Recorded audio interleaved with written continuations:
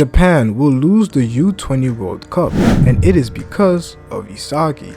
And I know this title may seem quite dramatic, but the words that the Blue Lock creator has put out over these past few weeks has left a lot of us fans feeling this exact same way.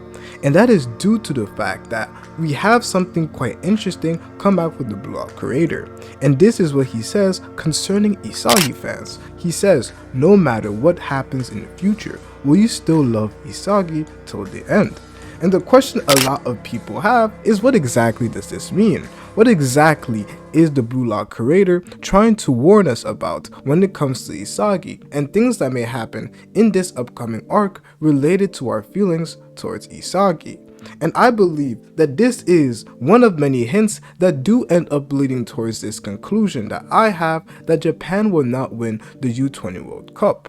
And I believe that there are a number of ways in which we could see the fan base perhaps turn against Isagi, and it lies in multiple different scenarios. So the first popular scenario is that Isagi ends up missing the winning goal that would ultimately lead to Japan either being knocked out or Japan actually winning the World Cup altogether. So it can either take place during the finals, or it would take place during either the semis or another stage in Japan's progress towards winning the World Cup. Regardless of where it takes place, Isagi will technically be the culprit, which would then end up leading to Japan being knocked out because Isagi ended up missing that winning goal.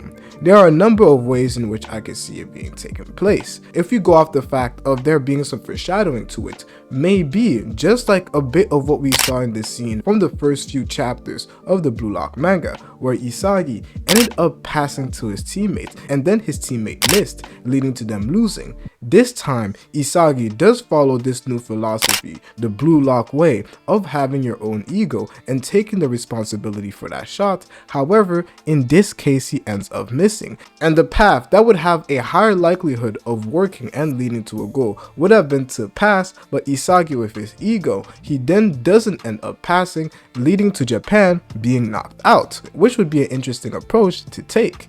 And the opponent I believe that it is quite likely for them to lose to would be Germany, not only because we have Isagi that has just come off the fact that he beat Kaiser, even though Kaiser has a much higher value than him and is considered still better than Isagi by other people due to his Kaiser impact and the various capabilities that he has. For him to lose to Germany's Kaiser, it would make a lot of sense.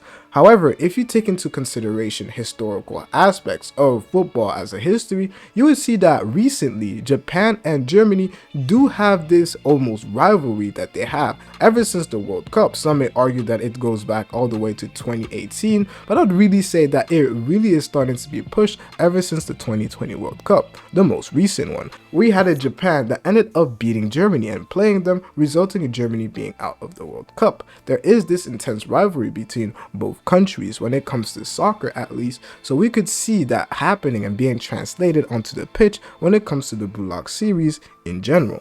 This is the most popular route that a lot of people see taking place, but I disagree. In my opinion, I don't really see this being the case, and I do still believe that it is a genuine possibility, but I don't think it's the most likely one to lead to people hating Isagi. I don't think I would hate Isagi if he didn't pass but shot, as it is almost what the story wanted it to do. It would be the right thing to do, in my opinion, concerning the narrative that the story has been pushing for. So Isagi shooting wouldn't cause me to hate him. However, something that could cause us to hate Isagi is something that has low-key been foreshadowed for quite some time, and that is Isagi's almost nasty temperament that he tends to get at certain times, where he speaks quite strongly to either his opponent or somebody like his master when it came to a Loki or even a Noah. So this could be something that is shown to be negative when it comes to him going into the World Cup and potentially even saying something kind of crazy. I don't know exactly what leads up to it, but we've seen this happen in real life with people like Zidane that had a big outrage and then they hurt a player in terms of Zidane headbutting someone, resulting in him getting a red card and France being eliminated from the World Cup and losing in the finals. We could see something quite similar here with Isagi potentially getting mad, resulting in him getting a red card, and then his team is eliminated, not due to the fact that they didn't play well, but but because Isagi let his emotions get the better of him. This is a viable option, but with a lot of this, I'm still 50-50 of exactly how it could happen.